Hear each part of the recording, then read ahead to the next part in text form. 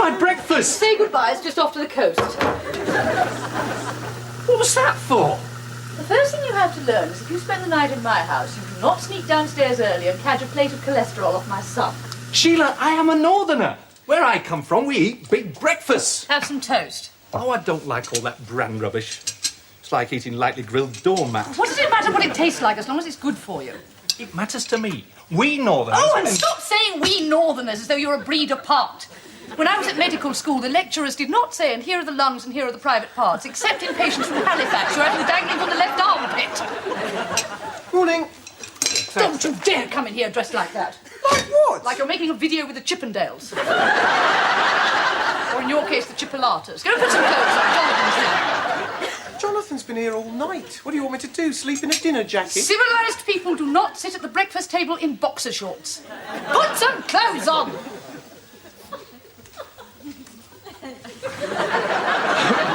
Thank you very much. For what? Creating entirely the wrong atmosphere. I was going to tell Daniel that you and I are now officially going out together. You're not serious. Why?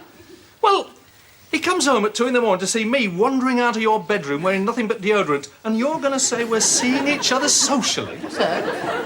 What does he think I've been doing here all night? Fitting a wardrobe? Jonathan, Daniel is my son. I think he has a right to be told face to face. And keep your voice down. All right. All men proper clothes! Oh, leave him alone. He'd only come back in a cocktail frock. Anyway, Daniel's not the only one. I think we ought to tell everyone at work as well. Pardon? To avoid any smutty rumours. If we don't tell them, they'll find out anyway and accuse us of having some sordid, secretive affair. You are? We are not. Oh. So, when I came home last night, what were his trousers doing at the bottom of the stairs? That's a fair question, Jonathan. What? Explain what they were doing there. Well, he knows what they were doing there. It doesn't bother me. You're having an affair. Yeah. No. Well, I can't be having one on my own. I just don't like that word. Well, how about... Don't you dare suggest an alternative. I can't believe you did that. Telling my son that we are having relations? Well, we are. In case you've lost count, we have so far had one relation. So, Alison, come and go by my house. I want to see if there's any post. Sheila?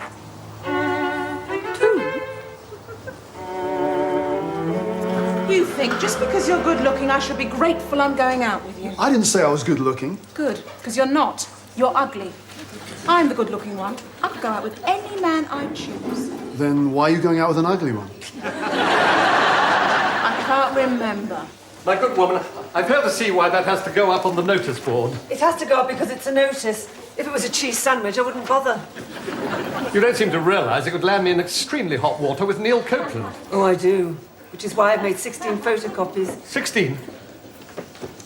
At a meeting of the surgical department last Wednesday, Mrs. Sheila Sabatini was elected the new director of surgery. Who was the old one? The previous incumbent was me. Unfortunately, my wife decided it was too much work and I wasn't spending enough time at home. Well, I expect that's true. Of course it's true. That's why I took the job in the first place. It's the only cast-iron excuse for not spending more time at home that doesn't require being hit by a horsebox. And why Mr. Copeland was desperate to get it next. Yes. And why Mr. Copeland will be a tad surprised to find that the previous incumbent resigned while Mr. Copeland was playing golf in Torremolinos. Well, you know Mr. Copeland. Oh, yes, he's very understanding. After all, he only lost by 1 vote. When he finds out, I expect he'll just laugh. Do you think so? Well, I'm not sure now. No. I've always said there's a vicious streak in there somewhere. That's right.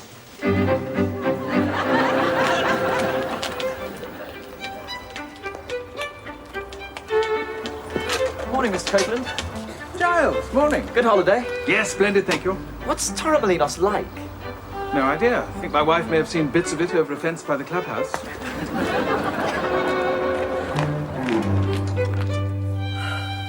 Jonathan, we can't sit in this car all day.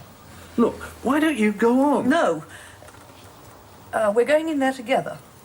Mutual support is what being a couple is all about.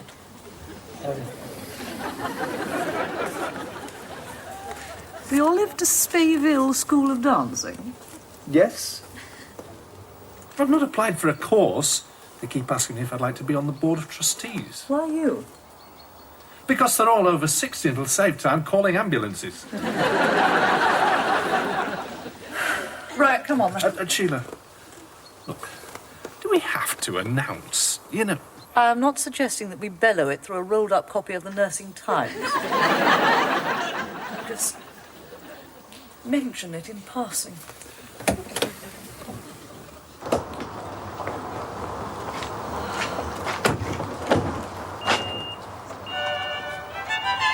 Two. Yeah. I wanna be happy, but I won't be happy till I make you happy too. Oh, you've heard then. Sheila Sabatini, I thought you'd be pleased. I was solemnly promised by every surgeon in the Pig and Whistle that that post was mine. You weren't here.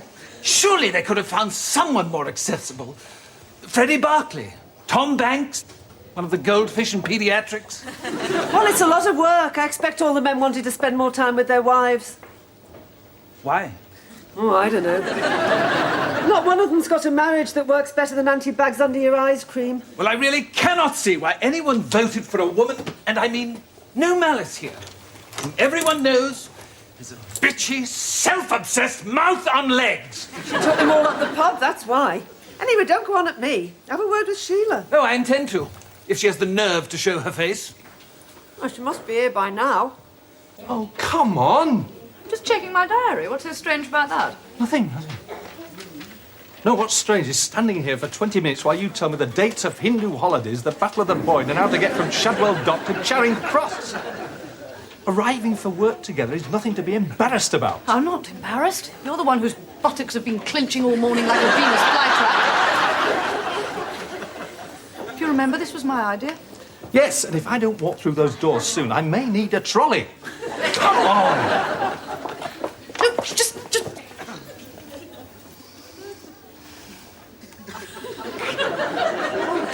Sake! Look, I've had an idea how we can get this out in the open at one fell swoop. We ring the newspapers and tell them there's no truth in it. No! We tell Joyce. And then leave on the next boat to Buenos Aires, or what? No. That's the advantage. Half an hour after you've told Joyce, they all know in Buenos Aires. It would save us the trouble of telling them. Jonathan, I am trying to avoid salacious gossip. Joyce spreads it about like fish paste. So, we tell her it's not gossip, it's news. In that case, she won't be interested. Trust me. No, you can't withdraw your vote. Mrs. Sabatini was elected fair and square. That man doesn't even remember being at the election. All right, stop pushing. I'm not a handcart. Joyce. Oh, morning. What? Nothing. I expect I ought to offer my congratulations. Though I must say my immediate reaction was one of total and overwhelming disgust. Say that again? Oh, I'll say more. In my opinion, this whole sordid business smacks of sneaky goings-on behind locked doors. You are asking for a smack in the mouth. What? Jonathan, if I could just interrupt You for a heard second. what he said. Yes, but I know what he's talking about, and believe me, you're making an utter punt pole of yourself. Well, I'm sorry. Have I got hold of the wrong end of the stick? No, you missed the stick altogether. Grasped your own reproductive organs and swung them round this room to everyone's total bemusement. Mr. Copeland is referring to the fact that I just pipped him at the post to become the new director of surgery. Oh. Well, you never told me. I didn't tell anyone. It wasn't supposed to be announced till Wednesday. Must have leaked out somewhere. Oh, yes. I dare say it's topic of the day over diced squid, the length and breadth of Argentina. You realise you made a mockery of the whole election process? No, I thought I just made a prong out of you. A great many people are extremely angry. In that case, I'll call a meeting to put their minds at rest. Sheila, what about that thing we were going to tell Joyce? What thing? Ow! No time for that. What thing? Oh, sorry, Joyce.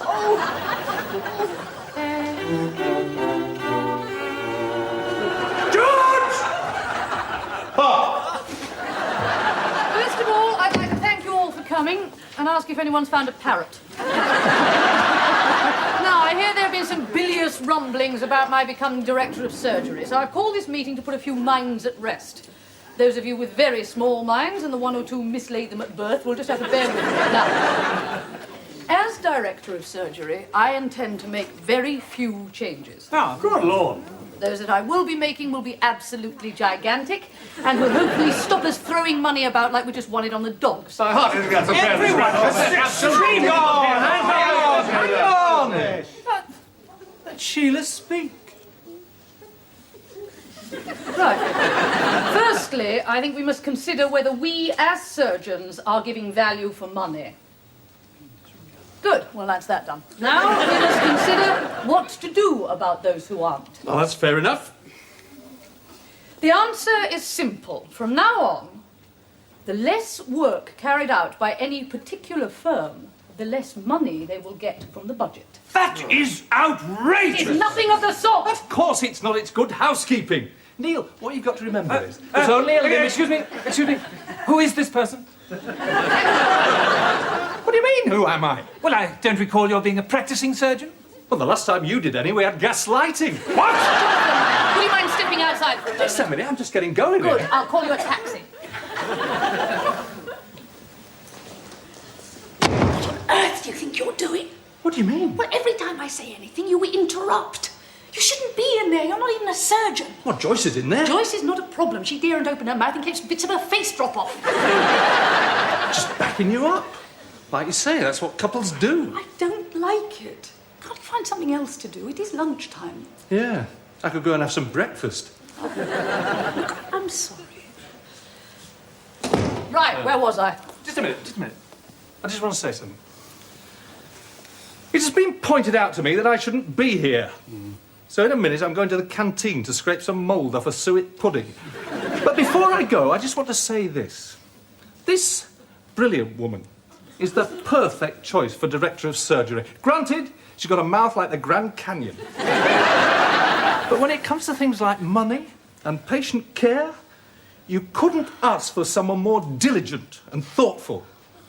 And unless you're all as thick as a brick, you ought to be glad that she's doing the job.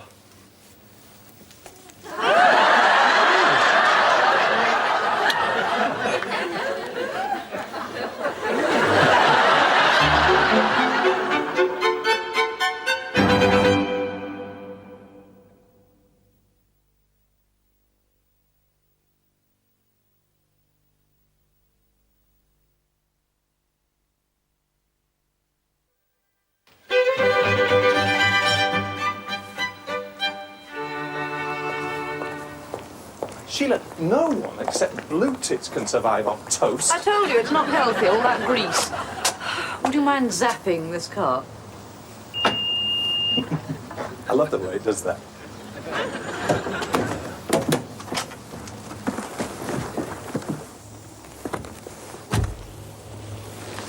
Jonathan, you won't do that again, will you? What? Hoover my face with your mouth in public.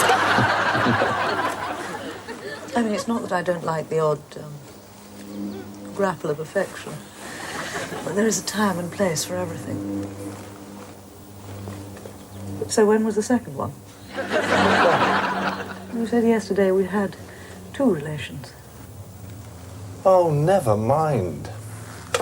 Anyway, it's 3 now.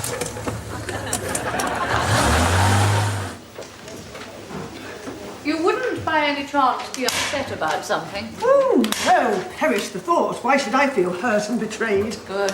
Don't you dare walk away when I'm trying to make you feel guilty. Difficult to feel anything with you standing there looking like Roy Orbison.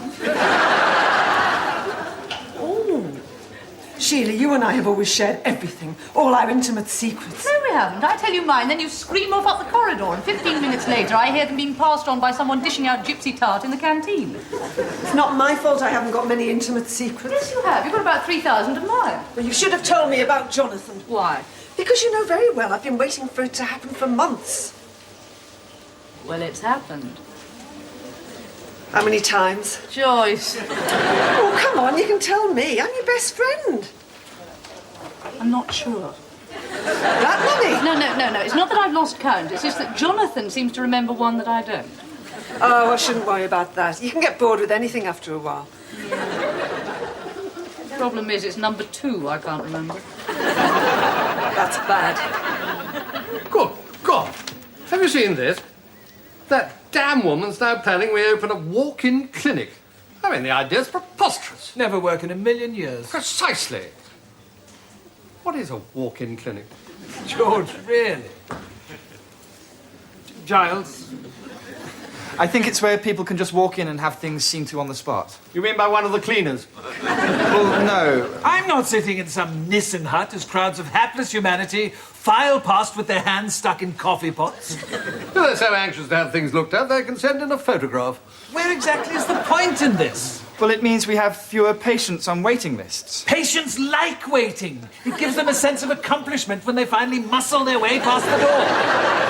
Well, next thing you know, we'll be dragging operating tables up the street making house calls. But you'll have to go, George. Well, that's obvious. The point is, how? Giles, can I ask you a question? Oh, no. What do you have for breakfast? I'm sorry? Never mind why, just tell me. Well, a grapefruit juice, a small bowl of cereal, and a bacon butty. There you are! You see? Well, of course, we'll know for certain he's gaga when he marries her. Yes. Until then, he may be useful to us. Will you excuse me? How are you and Cheryl Patching getting along? Oh, you know, women. Yes. Go on, tell her. Do I have to? Yes, go on. Tell me what? Fried bread, sausages. Oh, give me Baked beans, egg on toast, black pudding, paw. All right. You could have made it sound a bit more convincing. Well, what's up with you? Why are you such a wimp? Why don't you have what you want for breakfast? Everybody else does. Cheryl always does at my place.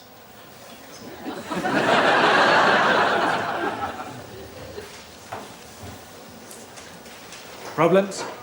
Oh, you know, women. Yes, I expect it's all this extra work she's taken on. Bound to be quite stressful. I remember when George was director of surgery, snowed under with dockets and chitties. Good God, yes. Chucked them all in the bin, of course. Long hours, though. Poring over knotty budgeting difficulties. Why, George rarely got home before... what time? Last orders, generally. It was still very long hours. Oh, absolutely. And what with your Sheila also being heavily involved at the Whitcliffe, it's hardly surprising she hasn't got time for any extra surgical activities. Ah, you're wrong there. Ah, well, marvellous. Marvellous. Yes, well, let's all hope it continues that way. George?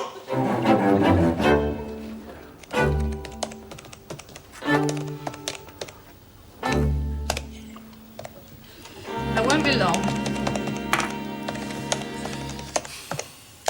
Sheila, do you think you might have taken on just a bit too much? I mean, director of surgery at our place, private work at the Whitcliffe, 4 nights a week on a forklift at Austin Rover. Mum said you weren't coming round tonight. Yeah, my mistake. I thought she was in. Jonathan, you're not being very helpful. I've now got a lot of responsibility. And what am I supposed to do? Find an occupation. You're an intelligent person. Knit me a bedspread. I'm just wondering how long this is going to go on. This is going to go on until I've got all this onto this. That is how long this is going to go on. Well, what's your problem? There you go.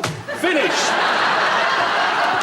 He walked out and slammed the door, then he knocked, came in, said he'd forgotten the car keys, walked out, slammed the door, got in the car, turned the radio on full blast, slammed the door. He was quite angry then. Oh, it's incredible. Have you ever known anyone to be so childish? Oh, yes. I remember once when Alec and I were booked on a boat to France and I accidentally forgot my passport. He bought a pair of water wings and a bag of chips and tried to grease me up for the swim. I'm the one who should be angry. There was I, sitting there at midnight, struggling under a mountain of work. And what does he do? What? Nothing, absolutely nothing. Starts batting breadcrumbs around the table with a ballpoint pen. Well, no sane person works every day until midnight. I don't. We had a night out last Wednesday and it was very pleasant, especially when we got lost down this country lane on the way home. That's the one you couldn't remember, isn't it? Oh, we couldn't count that, surely. What? Oh, Joyce, it's like sharing a kennel with one of Pavlov's dogs. First hint of impropriety and you salivate enough to flood the Peak District. Sheila, last Wednesday you weren't director of surgery. So? If you don't give something up, you and Jonathan are going to see each other slightly less than I and Tina Turner. We see each other every day. In an operating theatre. You can't whisper sweet nothings while you're whipping out somebody's pancreas. Joyce, ever since I came here, I've wanted to be director of surgery. I know. I've got plans. Things I can do, changes I can make. I know. But I can't make them if he's sitting there with that flaming ballpoint pen. Well, look, the first thing you do is must talk it over with Jonathan. Because a relationship is like a little plant. It needs nurturing, looking after. Well, that's the wrong analogy. Why? Surely the best thing for a little plant is to have a bucket of manure chucked over it. All right, then, a new baby. What, turned upside down, have its backside slapped? Well, if I were Jonathan, that's what I'd do with you. I am not resigning as director of surgery. That's what they all want. All right, so don't resign. Just clear the decks 1 day a week so you and Jonathan can spend more time together. Clear the decks? Work a bit harder. You've just finished telling me that no sane person works as hard as I do already. But who said you were sane? Hi, Dad. Is your mum ready? Yeah, she won't be long. She's in the kitchen. Oh. So, A-level results soon then, eh? Yep. Yep. What sort of mood she in? Jonathan, come in. I'm just making breakfast. I can't eat that. I've just had breakfast. Oh, you can manage another one. Look, there's some black pudding under those beans. What's all this about? Nothing. There's some more grease in the frying pan if you'd like it tipped over. I am not eating one bean until I know what's going on. Well, I'm just trying to be more understanding, to see your point of view. Oh. Because a relationship is like a little plant, isn't it? Is it? Needs to be looked after, watered. Listen, have you got any ketchup for this? Yes, of course. So, bearing that in mind, and despite the fact that I am extremely busy, I've decided to give up 1 day a week for you. Well, for us. Because I think that we need that time together. Right. Can I have the ketchup? Oh, yes, of course. So I thought perhaps Thursday. Oh, no, I can't do that. I'm busy. Busy? Well, you told me to find something to occupy myself, so I did. And I can't get out of it now. All right. Why don't I come with you? Yeah. All right. You'll love it. What?